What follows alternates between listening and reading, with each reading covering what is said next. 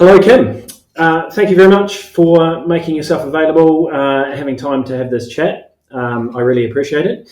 Kim has been one of my physio clients over the last probably 10 years or so in Sydney for a variety of ailments over the years, nothing too major. I would like to think that I've helped keep him running for at least some of the last 10 years, or I've been responsible for some of the endeavours he's had, of which there have been many.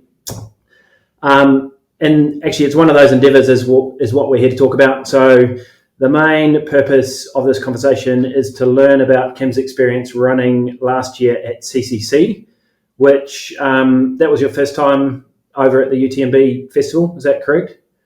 Yep. Okay, good.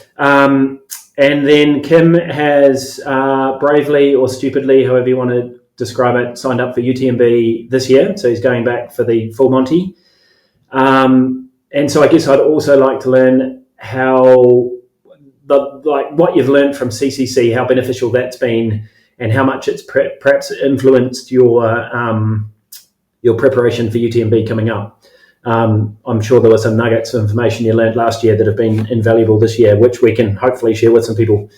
For anyone who doesn't understand the abbreviations, CCC is the 100 kilometre event at the UTMB festival, and it's got 6,000 metres of vert. And UTMB is, like I said, the full Monty, 171k full lap of the Mont Blanc Massif, and that's got 10,000 metres of vert, so a bit further and a few more hills than CCC. So we're going to dig into some UTMB and CCC questions, but before we do that, let's just have a quick chat with Kim about what he's done in the past. So, like I said, Kim, thanks for being here. Tell us a bit about yourself, including your running history over, let's say, the last decade when I've been treating you. Thanks, Mark. It's a pleasure to talk to you. I started running about a dozen years ago, so not too long before I first saw you, so I was pretty quick off the mark to be seeing you. And I did that with the goal of getting fit for a couple of other adventures I was planning at the time. The adventures came and went, and the legacy of that was I continued running. And I was initially running in small road fun run type events, things like the City to Surf in Sydney. And that led to longer road running events, then half marathons, and then ultimately the full marathon. And then I went on to run over the course of 6 years the 6 marathon majors around the world. So I was a sort of road marathon person. I mean, as I understand it, like many other runners in my position, I eventually went on to do some of the crossover trail events, things like the Coastal Classic, 6 Foot, the Sydney Trail Series, and then those led into ultimately my first running of the UTA 100, which was the first. I didn't do the 22, 50, 100 in that order, just dive straight into the 100. Of course. Cradle Mountain Run down in Tassie, Hounslow, Glowworm, Tarawera, Solitary, Triple Top down in Tassie, shot over in New Zealand. And then that eventually led down the path of doing CCC last year. And along that journey, I did a couple of other crazy things. I did the Comrades Marathon a couple of times, the up and the down, as you do. And then I started to mix in some trail running, which obviously has lots of injury risk in it. I was taking my son around to a lot of running events, and I was there anyway, so I joined the local UTS Norse running club, and was a member of their team, their senior team, for a little while. My first miler was Tarawera back in 2020. It's a great first miler to do because it's relatively flat. And then obviously my next will be this year, as you've mentioned, which is far from flat. You've certainly got a lot of experience there. You've done a truckload of events. I'd forgotten about lots of those ones, actually. I'd forgotten you'd even done the 6 major marathons. So yeah, you've got a lot of experience, obviously, just with plenty of races under your belt, which like just things where you can, hone the craft of working out what your nutrition is and pacing strategies and all that sort of thing. Where just to give us the listeners a bit of an idea, where in the pack do you normally sort of finish? Maybe in terms of the overall pack, and then I'll be rude enough to ask about age group results, perhaps as well. Well, that's a very generous question to finish on, though. Look, in the road marathons and some of the early trail stuff, I was finishing in the top 10% overall. So I think that probably puts me in the mid-pack. In more recent times, and particularly as I've got older, and in particular some of the longer trail runs, probably in the top 15 to 20%, depending on the sort of day I'm having. So I'm not really sure where that puts me. I think it's mid-pack. But hang on, I don't get it. Top 15% of the overall field? Yeah. Yeah, no, cool. 15 to 20. Mid-pack, by my maths, would be somewhere around 50%. So you're definitely at the sharp end of the field. The sharp end is the very sharp end. So put me back at the sharp end then. If you like. Yeah, okay. You're in the sort of somewhere in that sort of funneling out to be the main body pack. Ever been in a situation, we're going to come back to this actually, but just as a matter of interest while we're talking about where in the pack you finish, ever been in a situation where you've been like battling to stay in it in terms of making cutoffs and not getting swept? No. Okay. Luckily, touch wood, and I really need to do a more detailed plan on UTMB for this year. But so far as of today, I've not been factoring in issues with cutoffs. Okay.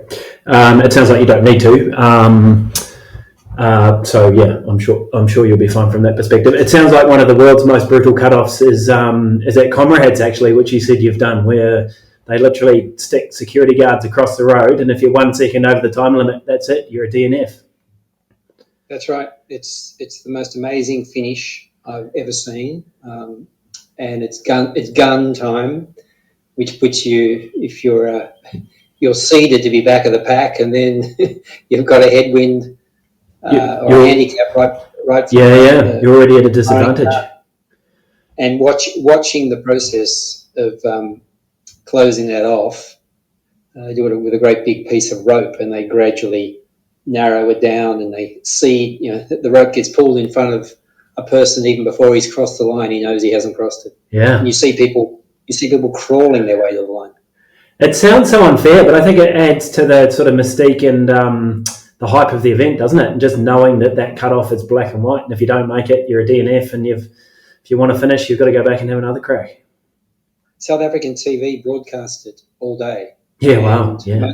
Most of the peak viewership is the finish. Yeah. That's amazing. Yep. Right, let's dig into some UTMB stuff. So, I asked Scotty this question when I spoke to him recently, actually, but I have heard from numerous people that your first turning up to Chamonix for the UTMB festival is a pretty overwhelming experience, just from the hype of the race, the number of people around, and just it's the biggest trail running event in the world. So it's sort of a whole new level of everything, I think. Did you find it overwhelming or intimidating? Sort of how did you feel like your first week or first few days in Chamonix were turning up for CCC for the first time? Yeah, well, I mean, obviously I'm not a pro runner going to all these massive events, but I've done my fair share with I ended up going to 8 of the marathon majors to get all 6 because of Boston got bombed and New York got hurricaned out.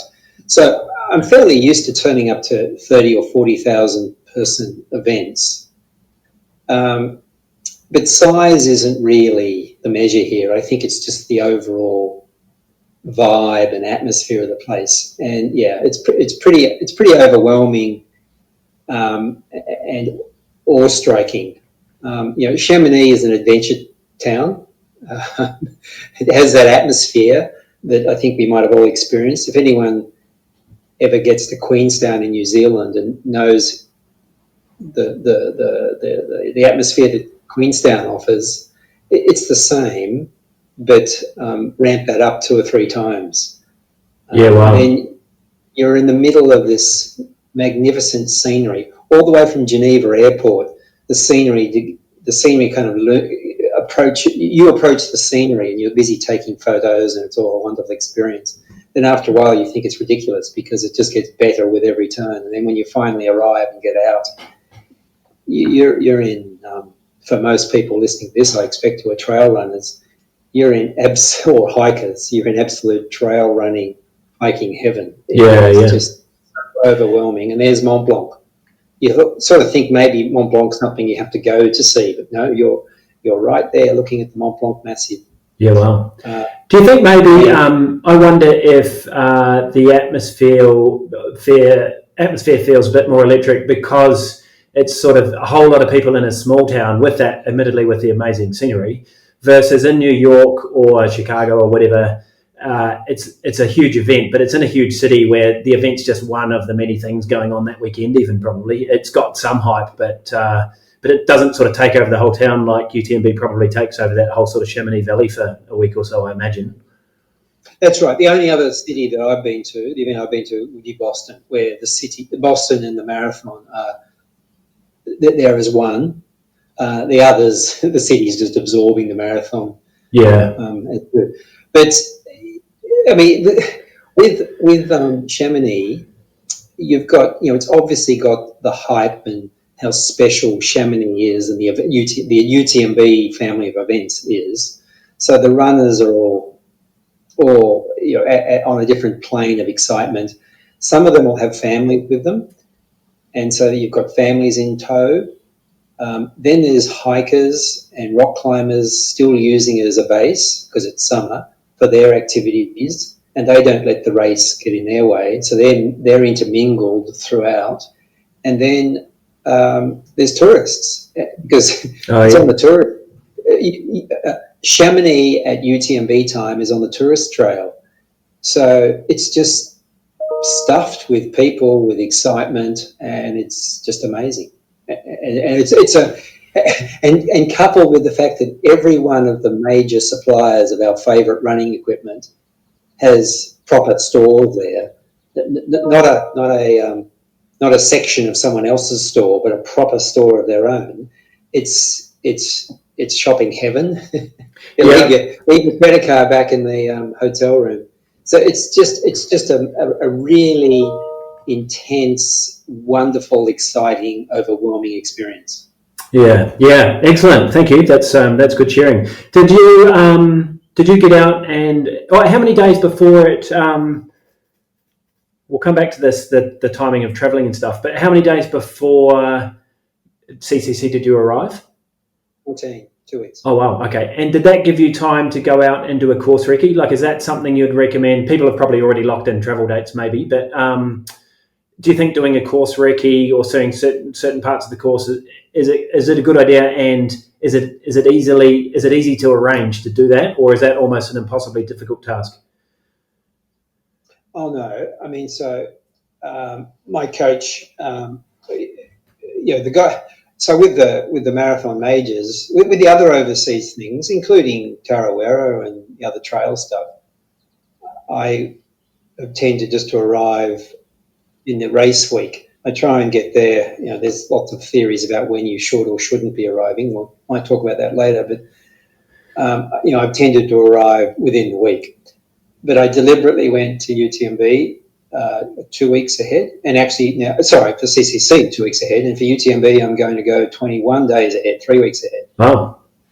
I'm lucky I've got the ability to adjust my schedule to do that. Not everyone will have that ability.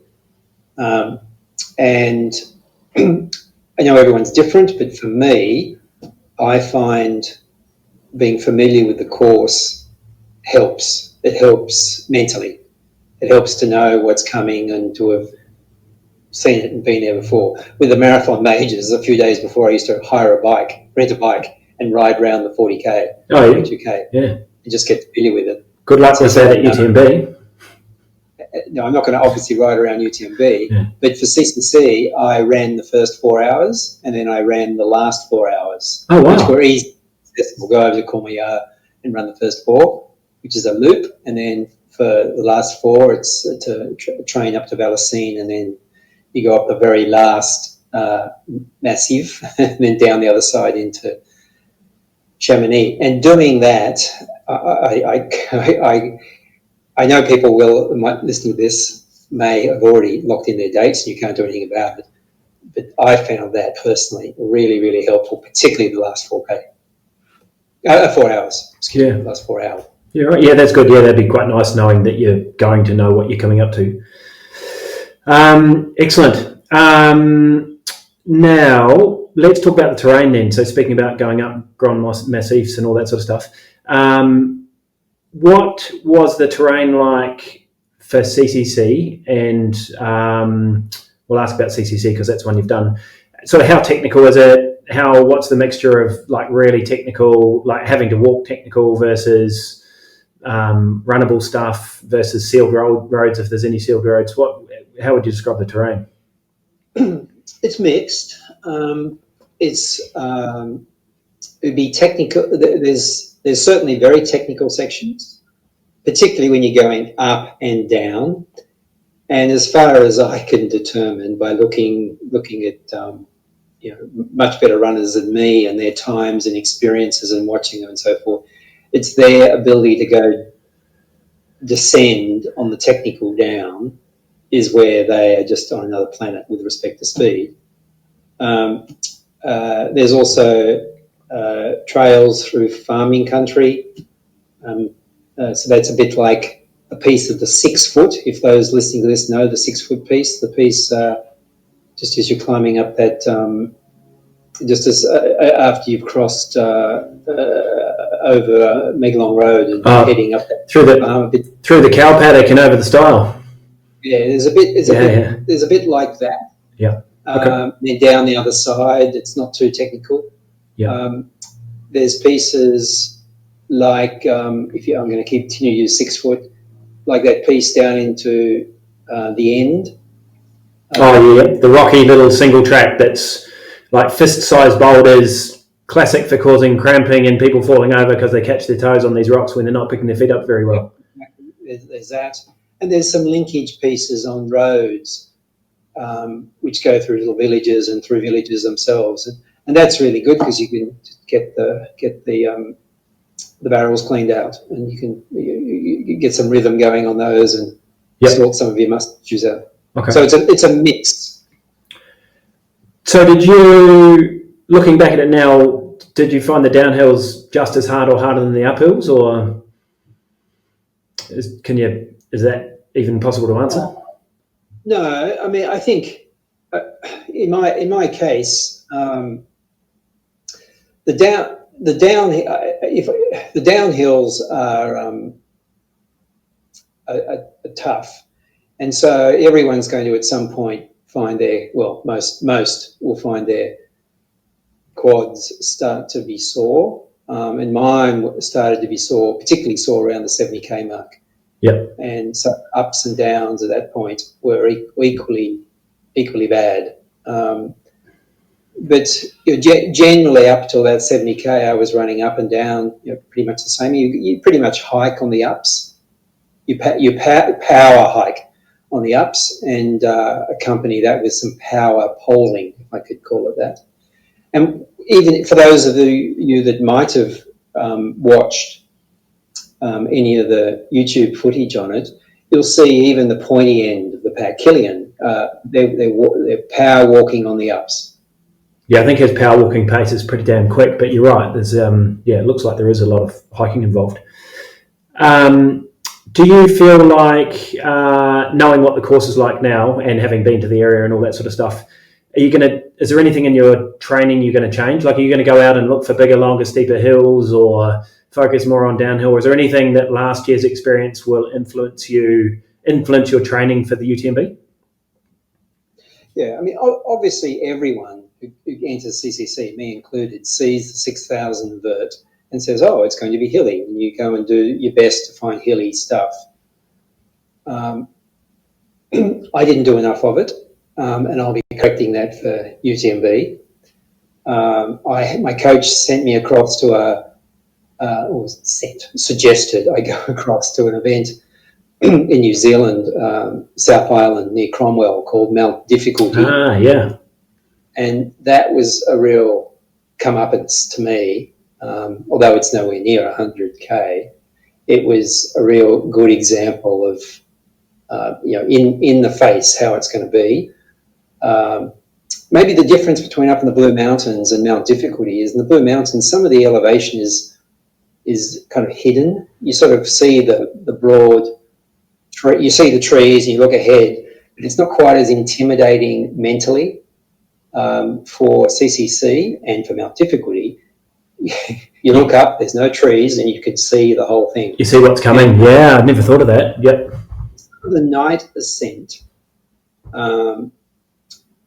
everyone's got their torch on, and you look up and you see the string of torches, and that's kind of depressing as you see so many people at you. They all must be feeling better than you think. They're all weaving their way up, and at some point you can't tell where they finish and the stars start. You're right. Wow. And so when you're sore, you're up to, I'm going to say it's not quite this, but I'm going to say it's 6 peaks, and each peak is 1,000 metres. That's the 6,000 metres. Not quite as simple as that, but just say that. So when you're up to about peak 4 and you've got peak 5 and 6 to do, and you look up and all you see is head torches disappearing into the stars, it's mentally it's a barrier. It's, oh my goodness, and you're sore and stiff. Equally, you could probably look behind you and think, wow, there's a truckload of people behind me. I'm actually going quite well. Yeah, it's a glass half full and glass half empty. Yes, you could do that. It makes you realise how psychological ultra running is, really, doesn't it? It does. Yeah. But as for prep, I did a few, and I apologise to those listeners that don't know the Blue Mountains, unfamiliar with the Blue Mountains, but I did the Perry's, Lockleys return loop in the prep for CCC. In the prep for UTMB, I'll be doing that a lot more, and I'll be working where I can do possibly 5 repeats of that in one go. Okay. Including night. Yep. So to give people an idea, the Perry's to Lockleys and back is approximately 12 kilometres with approximately 1,200 metres of vert. Half of the vert is stairs and half of it's a rocky single trail. So it's sort of, actually I'll ask you about stairs, but to me it sounds like it's probably, from our perspective, I live in the Blue Mountains, it's probably as close as you're going to get to UTMB specific training. Yeah. Do you think training on stairs, are there any stairs in CCC or UTMB, and would stair training be useful for the climbs, even if they haven't officially got stairs? They've got obviously a lot of rocks and stuff you're climbing over and clambering up. Is stair training useful, do you think? Will you be doing any specific stair training? Well, so when we think stairs, we probably think things like UTA stairs, where they are human constructed stairs. There are stairs cut into some of the trail sections, but I wouldn't be saying CCC is a stair kind of race like I'd say UTA is a stair kind of race. Yeah, okay. But there are stair-like tracks. Yeah. I probably won't be going and doing the traditional stair training as many UTA people would do, but I'll probably be making use of the that Perry's down to Blue Gum up to Perry's. Once again, apologies if you're not familiar with the Blue Mountains, but that's the stair-like track section. Yeah, and I think it's somewhere in the ballpark of 3K from the top to the bottom and about 600 metres of vert, and pretty much all stairs. Some of them are man-made, some of them not quite so man-made. I would definitely be focusing on quads, glutes and calves, and whether that's in the gym, as I'm doing now, I'm doing as much as I can in the gym on those 3 muscle groups, or out on the trail, whatever access you have to whatever sort of trail that will put those under under some stress, load them up. Yeah. Okay. And Let's move from terrain to checkpoints. So as you go through the course, there are a number of checkpoints. Were you sort of stopping and using the food that they had available, or were you carrying your own food? Did you have any medical stops? Were there like checking, I don't know, blisters or whatever else happens to go wrong in ultra races? What's your checkpoint experience at CCC? Well, the checkpoints are great. They're very comprehensive. There's no drop bags. Oh, okay. If you're lucky enough to have a crew member, they can get access to a few checkpoints, but not all of them. So you're carrying a mix of what you can carry without overloading yourself and grazing off the tables. The tables are pretty much the same as ours. I mean, they have different makes of the product, but it's effectively the same simple and complex mix of carbs in all different shapes and flavours. And fruits, you get access to that. They're where I was running, at least, they're very, very crowded. Oh, yeah. So you may struggle to even find a seat to sit down on if you like sitting down in the seat. I don't. But they're a bit chaotic. You go in, grab what you need to, and get out as fast as you can. And do they offer things like baguettes, like, I don't know, baguettes with ham or minestrone soup or any of that sort of real food type of options? Yeah, they do offer. Sorry, I was maybe a bit sending a wrong message about simple and complex carbs. Yeah, yes, there's. I can't remember a baguette, but there's certainly real food. Okay. And certain soups. Yeah. The medical stuff. Touch wood. I didn't need to call upon any medical assistance, but yes, there's a comprehensive medical team. And in fact, because you're traversing across 3 countries, you need to carry your passport, not because they have a checkpoint to get from one country to the next, but if you end up having something serious to you and you end up in a hospital in a foreign country, you may get caught up in your immigration status and so forth. So you're carrying your passport, which is unusual, in your backpack. That's amazing. In case when you get into Switzerland, you trip over and you get carried off to a Swiss hospital. Yeah, right. Wow, I've certainly never heard that before. Interesting. I had a quick look at that Strava thing you sent through to me in terms of your CCC race last year, and you did mention actually having a support crew for the first time ever. So you had someone turn up to a couple of checkpoints for you for last year?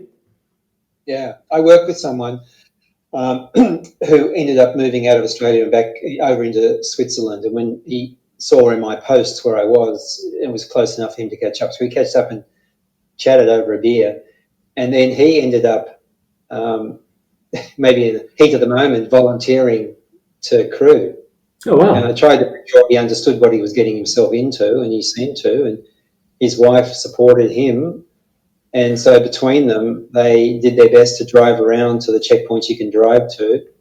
And he's very diligent. So he took my race plan and some of my food supplies and helped me. And I got a taste of what the pointy men get. And I can absolutely confirm that if you can find a crew, be it at a UTMB event or even an Australian event, find a crew, it's wonderful. I would put it to akin to flying business class when you rock up you're in the lounge and you're in the business class lounge and you're getting looked after. You're not having to fight it out in economy. Yeah, interesting. So I certainly wouldn't say that's a pointy end of the field thing. So, or not for UTA anyway, because if you live locally, you might be the very back of the field and have the biggest support crew of everybody. But yeah, there's certainly benefits. Well, I was talking about this with a patient yesterday who signed up for his first ever UTA 100. Is that I can usually get into and out of a checkpoint in less than 2 minutes because I'm just throwing 3 soft flasks at someone and picking up 3 new ones and saying hello and carrying on, as opposed to that sort of bun fight where you have to, the officials, the volunteers that are working at the station, and you have to remember they're volunteers, not paid people, are rifling through 1,000 bags trying to find whichever one's yours and get it to you as quickly as possible. And that might be a 5-minute process in itself. So yeah, in terms of saving time, I think they're certainly invaluable having people turning up to checkpoints if you have that luxury. But also I think it's a personality thing, but a friendly face is often really good as well. Just seeing someone that and saying you're doing a good job, keep on going, or maybe telling you harden up and go harder because you're sort of thinking, oh, actually my foot's sore, I might pull out. So sometimes support crews are quite good at saying, oh, actually, if it's only a little bit sore, I'm sure you can go a bit further, that type of situation. Yeah, and the third thing, a thing you didn't mention that I found someone for Tarawera, actually. Now, with my little taste of how good it was, I did find someone from Tarawera for the 100K there in February, and they were able to get to every aid station, and I could get in and out of an aid station in minutes, like 1 or 2 minutes. It was just bliss, as you described. Yeah. But the other mention for CCC and also for Tarawera, there's also sort of a mutual obligation. I gave my support person my plan. I know some of the best practices maybe not to run to a plan, but I gave them my plan and said, look, here's approximately when I'm going to be there. So there's a bit of I've got to keep my end of the bargain and be there at that time. So there was and I can adjust that. I can say, well, I'm running slower, so it's going to be a bit longer to get to the next one. But you sort of make a bit of a mental contract with your support person. So different personality types may react differently to that. But for me, that spurred me on to deliver on some little interim commitments between checkpoints. And so do you feel like that slowed you down more or sped you up more? So were you running behind schedule and thought I need to speed up, or vice versa? No, sped me up. Okay. Kept me to plan. Yeah, right. Yeah, one of my biggest mistakes at UTA was I got to checkpoint 5 and my wife wasn't there because I told her I was going to be there an hour later. I was having a good day and got there early and then just had to wing it. But yeah, so I was more interested in what was happening with me than worrying about the support crew, which is a bit selfish of me. But yeah, interesting, good perspective. Poles, you talked about poles. How much did you have them out the whole time? In Europe, they sell those poles that aren't even extendable. They're just a solid pole because they weigh less and they're probably a bit stronger.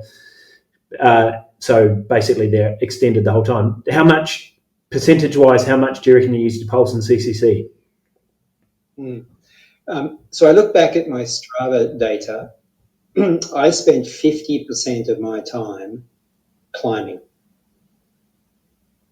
And I had my poles out always for climbing.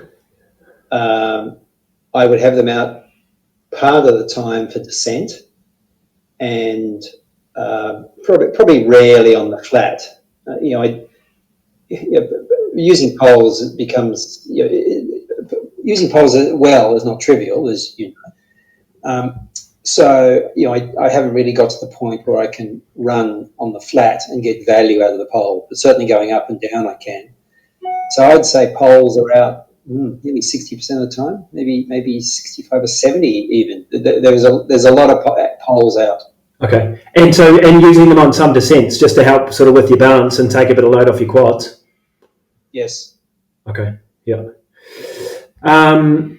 Did you have any specialist gear for CCC, or are you anticipating any specialist gear for UTMB that you wouldn't otherwise just have for ultra running anyway? I don't know what that might be, even like a higher capacity backpack or vest or anything different? No, I just used my regular old Salomon, what is it, the Salomon 12 litre, the common one that people use. Yep. All my same running gear. I think I bought a new pair of socks. I bought a new pair of shoes to run in before and broke them in, but they were just the normal shoes I would use for UTA. I bought a new set of poles. That was more a souvenir purchase than anything.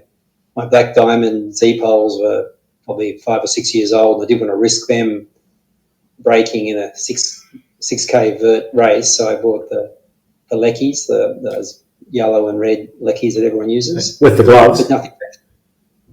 Gloves? Are they those Lecky poles with the little nylon webbing between the thumb and the... With those little nylon webbing, which is good, they are really good. You like them? Yeah, they're good. Okay. Just another muscle group you don't have to squeeze on for a long period of time because of the way they're designed. Yeah. Head torch, what brand of head torch do you use, and was it up to the job? Yeah, Petzl Swift I used. That comes with it comes with a battery. You buy a spare battery. A spare battery is what you've got to take. I didn't use my spare battery. Like all these torches, you could have multiple settings from uber bright right down to uber dim, which is a middle setting, and supposedly lasts about 40 hours on that middle setting, which was more than enough. Right, wow. Well. Last time I used mine, it lasted 3. I probably had it on the wrong setting. Caught me out in the middle of the night. Right, nutrition. We've touched on what's available at checkpoints and all that sort of stuff. You've been, as you've described, running for a long time, transitioned from marathons to trails. Do you feel like you now have mastered a nutrition plan that you use for most races, or is it a ongoing, changing sort of phenomenon? What goes on with your nutrition? Yeah, nutrition. Well, I haven't mastered it. I'd love to talk to the person that's claiming to have mastered it. It's an ongoing thing and has been for many, many years. I've had the services of professional nutritionists that have really helped with their perspectives. I have tried, I've sought the opinions from other really good runners who I respect, and I've tried all manner of different things, and I'm continuing to try all manner of different things. So I don't think I've mastered it, and I got better at it. I've got better at it though. I know things that will work better than other things, and so I deconstruct all my nutrition. It's electrolytes, hydration, and carbs or energy are 3 different things. It's not one product. Oh, you don't combine electrolytes and fluid as just one element. I'm going to contradict myself. I have reconstructed those 2 for a piece of the race. So there's a piece of a race where I'm running with a product that they are put back together, but not for the whole race on that. And so you have like salt caps or something like that, so something that's separate, and then tend to drink water. Yeah, so the water. Well, I mean, can we mention the products? Is that okay? Yep. Yeah, so I use Infinite. Oh yeah. Yep. Which is out of Queensland. I use Spring Energy gels. I use sandwiches and real food that I'm either going to carry or pick up from the aid station, depending on what they're supplying. I use those gel things. No, the solid. Oh, the blocks. What are they called? Energy chews. The blocks. Yep. Energy chews. Yep. Banana, watermelon. Yeah. Are you? Have you suffered much cramp over the years running? No, I haven't. I've avoided cramp, except I can pick exactly where on 6 foot I'm going to cramp. Exactly, almost to the rock, which has happened 2 or 3 years in a row. So I was working on that more recently over in Tarawera, and I appreciate the science doesn't support this, the research science doesn't support this, but I can absolutely confirm that in my case, it may be coincidence, maybe mental, but salted chips definitely arrested the twinges of cramp as they came on. Yep. Yeah, I think, I like you said, there's no black and white answer to everybody's cramp problems, but certainly having a salt product that you can taste seems to make the difference. So I think by the time you're cramping, it's too late to increase your blood salinity levels to make much of a difference, but you can trick your brain into thinking you've got lots of salt in your system by eating salt, and so you have to taste it. So I actually chew, crisps sound like a good idea. I've been known to stick literally 30, got a big handful of salt capsules and put them in my mouth. And then those plastic encapsulated ones, those ones with the sort of dissolvable shells. And it might take me 2 kilometres to chew through them. So I'll chew one, spit out the shell, chew the next one, spit out the shell, and they're all sort of stuffed in my mouth at the same time. So it's disgusting, but then you get 2 kilometres worth of massive saltiness in your mouth. And for me, that's definitely been my most effective strategy of getting rid of cramp. getting rid of cramp once it started. I think in a perfect world, you'd just not let cramp come on in the first time, which is probably down to sort of nutrition and hydration, but to the most extent, I think just training, your preparation. If you've done a truckload of downhill training before UTMB, I think you're less likely to cramp than those people who haven't. I used salt a lot during my marathon era, 6 years being marathons, salt caps, because I'd read they were going to help. Then I read more and saw that there were a lot of people suggesting it is as you described.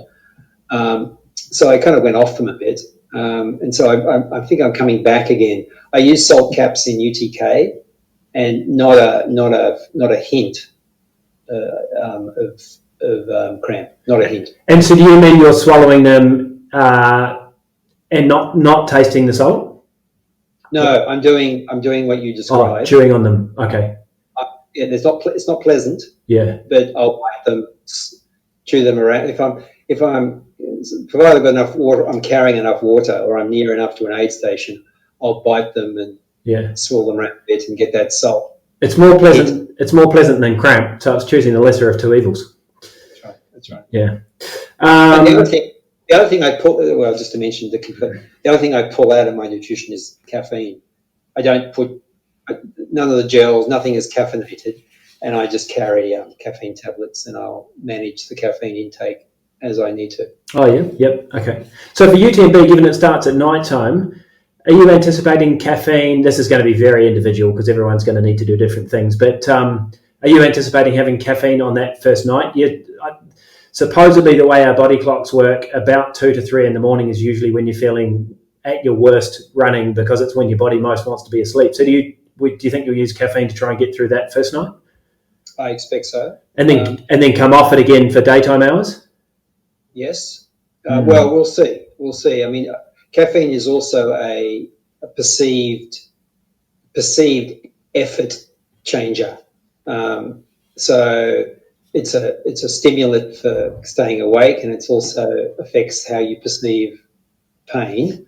Yep. I don't know OD on caffeines, but I might pick my battles as to where I use it. The other dimension to UTMB, which I have not got my head around yet, but I noticed on all the Facebook posts, they're starting to send out a stream of little examples, and that's the hallucinations. Oh, wow. Yeah, if you're out for a couple of nights.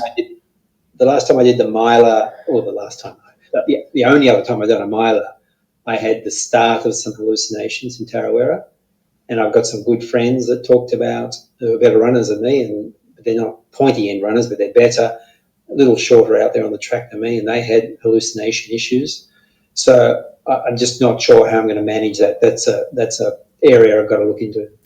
I heard some good hallucination stories in the 200 miler at the Unreasonable East last year, because they were out for 5 nights, some of those people. So seeing goblins in the trees and all sorts of stuff. I might pick your brain on it when I see it next. I think if you could get your psyche in a position where you can make your hallucinations good ones rather than bad ones, it would be could be a positive experience rather than a negative. I don't know if that's possible. Talk to a sports psychologist, perhaps.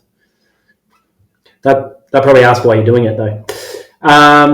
Right.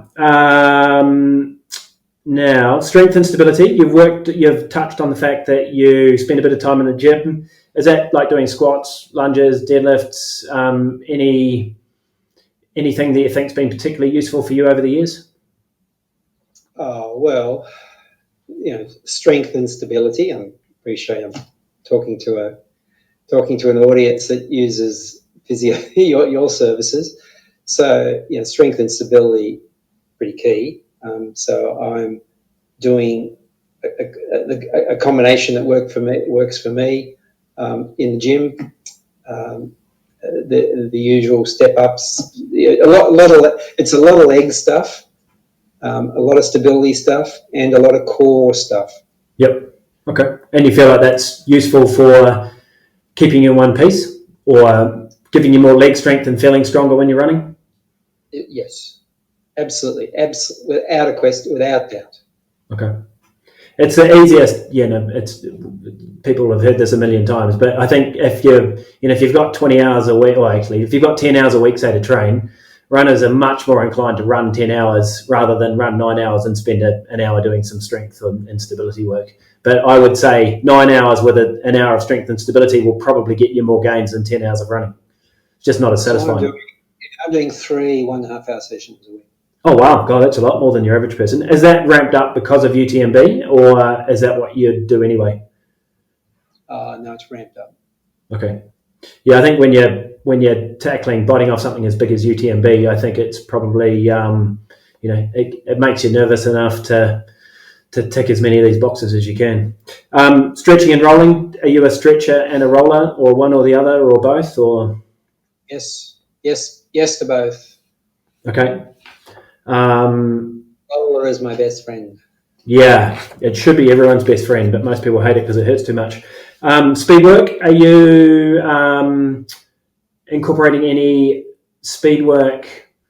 And again, I talked to Scotty. Like, defining speed work is a difficult thing because sort of speed work, people think, oh, he's going around the track doing 400 meters as fast as he can.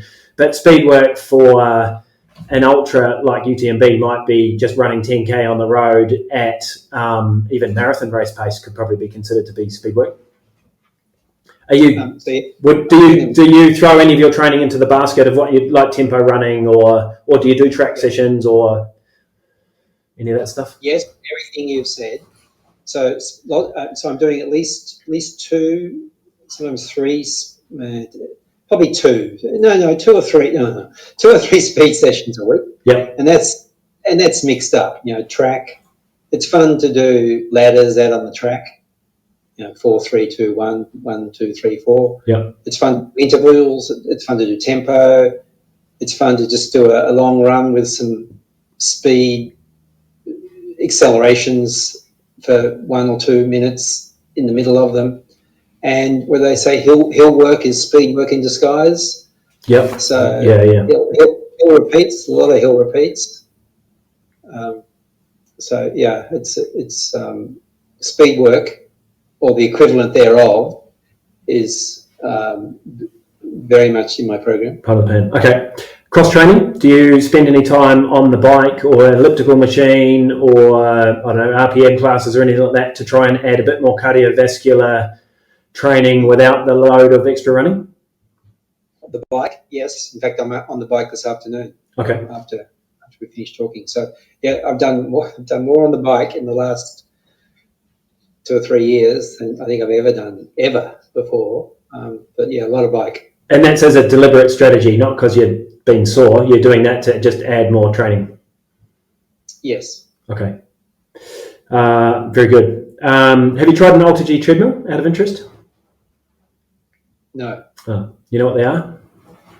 No. So it's a treadmill where they're like ridiculously expensive. I think lots of the world's top athletes have access to them, and universities tend to have them.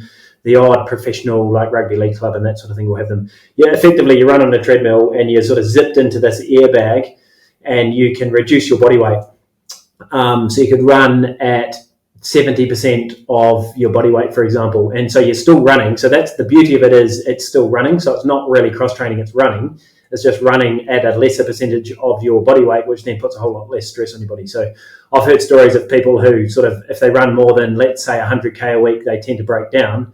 So they're doing 100k a week of running and an extra 40k a week of AlterG at 70 to 80% of their body weight. So they can get more mileage that way, as opposed to it being cross training. It costs about $1 a minute, so it's not it's a luxury, not a necessity, for sure. It's a good thing, actually, you can use when you're injured. So if you've got something that's going on that stops you from training or is reducing your training, you can top it up with that. We touched on that. We talked a little bit about the travelling. So like you said, you've arrived 2 weeks before CCC and 3 weeks before UTMB. So let's talk more about other races that you've turned up to that have been less important and your timeframes haven't been quite as long, because I think that's a luxury a lot of people aren't going to have. Do you have any sort of inclination of whether your races have gone better pitching up like 1 day, 3 days, 5 days, 9 days before an event, that sort of time frame? Yeah. So when we say travelling to a race, we're probably talking about crossing time zones. Yep. So traveling down to Tasmania, same time zone, I don't worry about. Yep. Yeah, so I am talking about time zones, yep. Yeah, mentally, I just want to clear the head of all the worries and all the emails and just get in the zone. And that can probably take a day or two. So down to Tassie, I'd go a couple of days ahead. But into a different time zone, and New Zealand is a bit of an abnormality because the time zone is not that different. But over into the US or into the Americas where you're talking about approximately 12 hours, sleeping when you should be awake or awake when you should be sleeping. I understand from my reading it's a bit like tennis. You can be up at the net, close. You can be back at the baseline, far a long way away, but you can't be in the no man's land in the middle. Yeah, right. I know that metaphor. So arriving without a lot of spare time, you sort of hit the ground, enough to clear your head. You probably don't acclimatise. You're still dealing with jet lag, less than 3 days or something. I've done that. Then there's arriving when you're a bit longer, between 3 days and a week, 3 to 4 to 6, 4 to 7 days. That's kind of the middle place. You're kind of awkward. They say that's not as good to do that. I don't know the research, but the commentators that write about this, they say it's much better just to be at least a couple of weeks ahead or quite some time. So the arrive 4 to 7 days is regarded as not optimal. My experience, and I've done all of them because I was doing the marathons when I was working full time, so you have to juggle getting time off. That was minimal. Sometimes I get a bit more, and I would say I was most effective when it's been the maximum, like 2+ weeks. The next most effective when it's hit the ground a day or two to clear your head, check in and get ready, and then the least effective when you're there for 4 or 5 days. Right. So the tennis analogy is a good one. Yeah, that's what I've heard too. But I guess I haven't done enough racing where I've crossed time zones to. I certainly know just travelling for holidays and stuff that you get this window of feeling pretty crappy between about 3 and 7 days. And I've travelled from London to New Zealand and back, and only spent 4 days in New Zealand, and sort of never got out of London time zone, and actually felt okay. Not racing, just travelling, but yeah, it's interesting. That's a good analogy. Yeah. Is that out of the Sean Bearden handbook, that one, or where did that pearl of wisdom come from? I can't remember. It's probably. I'm sure Sean did cover it, but it's not just for racing. I mean, I did a lot of travel for work into places with different time zones. It's the same thing. You're quite right. There's a period where your body is adjusting, and that's when you're at your worst. Yeah. So you've either got a pre-adjustment or have adjusted, not in the adjustment process. Yeah, true. Excellent. Well, I reckon that just about rounds it out. Have you? That's certainly everything I anticipated. Like asking in terms of just people getting benefit for what they need to know to go and have a successful campaign at CCC or UTMB. It's certainly been very useful from my perspective, and great hearing. It's quite different than what I think Scotty's experienced, because he's been there, more than once, and he goes around the world racing all the time. So it's quite good to get the perspective of, with no disrespect to your running, but compared to Scotty's, but it's just a bit more relatable to most people than finishing third at UTMB. And it's a much different experience being out there for 40 hours and potentially suffering those hallucinations than it is, he's finished in 20 hours and had a good night's sleep by the time most people are finished. Do you think there's anything else to add in terms of, or do you think there's any valuable snippets that people would benefit from that I haven't asked?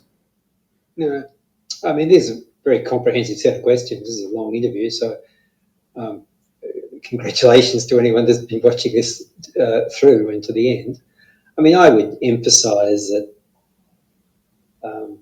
at the sort of volume of events that people watching this might be doing, like I might have been doing, getting a good coach, getting a good masseur, getting a good physio, regular body maintenance, as we discussed, yeah, good strength and stability work. they're just key. I mean, a lot of plans just focus on out and running, and we all know, and the variations of running sort. But these other supporting activities, in my use case, it's kept me going for a variety of stupid reasons, which I know you will not like to hear. For a variety of stupid reasons, this past year I backed myself into doing COVID cancellations and things. I backed myself into doing 100K every 2 months, starting with CCC. Right. So UTA coming up in 2 weeks' time will be number 5. And then if I add in UTMB, that'll be 6 in 12 months. Yeah, right. Wow. And there is absolutely no, and I've tossed in some some little things along the way, the Canberra Marathon and 6 foot and the things that everyone does. There is no way I could have